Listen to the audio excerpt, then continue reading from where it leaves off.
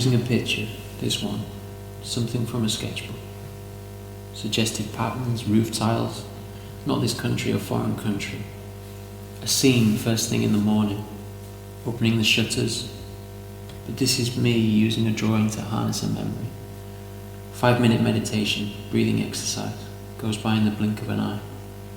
And in the daydream I continue to inhabit the scene. I walk around the flat where we used to live. I try and go from room to room in order. For example, I can't get to the kitchen without going through the main room and down the passage towards the front door. Some wild conversation, comparing writing, poetry with drawing. Stream of consciousness, rewriting a line, redrawing a line. First part, structure as a mime. Remove the skeleton from the drawing to focus on the surroundings. Attracted to this because of the marks and puzzled by how they could be made. Ambiguous markings. Charlie says this is a drawing by Olbach, and it's actually the process of tearing the paper and patching, layering new pieces of paper, what we had been talking about a few weeks ago.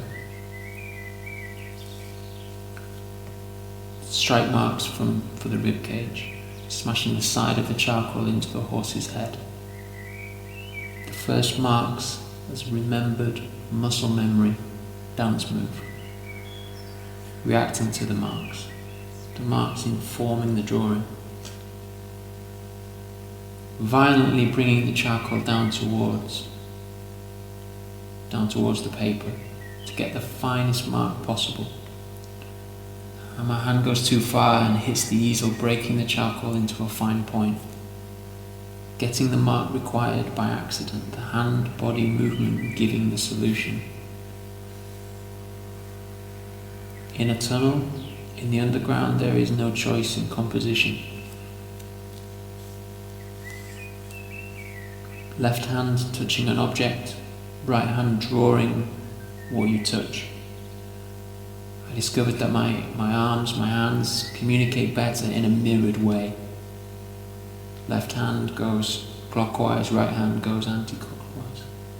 Not parallel. Trying to make the shape fit the paper, expanding movements.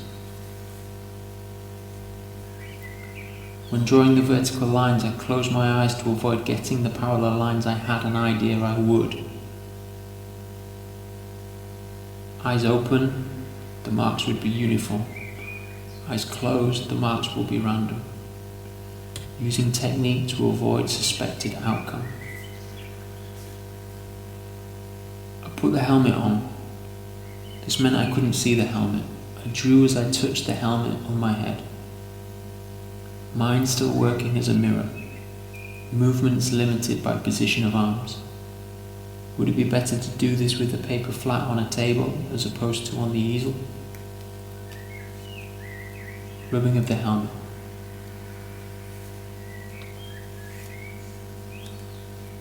Using green chalk, not as successful. Front helmet, inner helmet.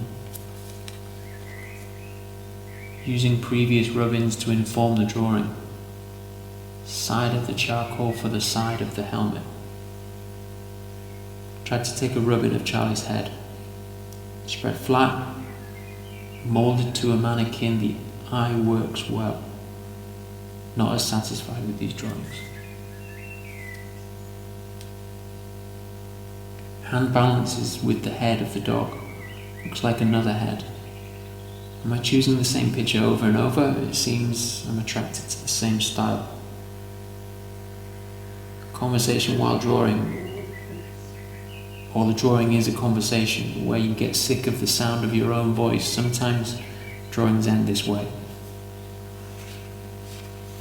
Drawing glass. Something you can see through. Looking, scanning for the fixed, sharp lines. Focusing on the shape of the shadows. Let these guide the drawing. Photos taken in process. How to move forward. Eyes drawn to the fist behind the wine glass. Why is this? Masking tape stuck over area that needed to be restarted, changed completely. Zen poet painter. Text integral to image. Brush and ink. Essential record of body movement. Description of ink. A single twisting movement of the brush establishes the slightly gnarly quality of the wood. Time taken, this drawing is done within seconds. The fluidity of movement, though, comes from years of practice.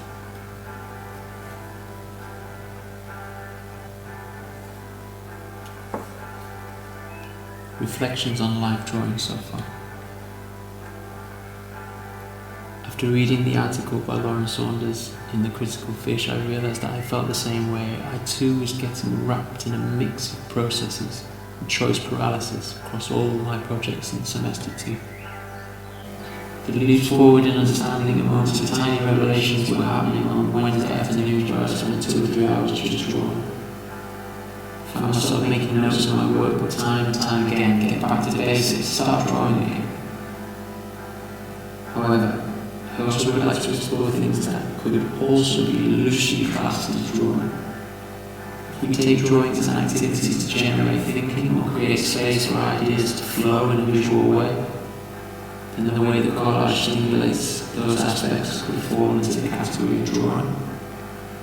Similarly, reading a book, watching a film could provoke the mind to wander and generate patterns of thought. The above may link with the expanded field of drawing as mentioned in the article. This is something I would like to research and find out more about.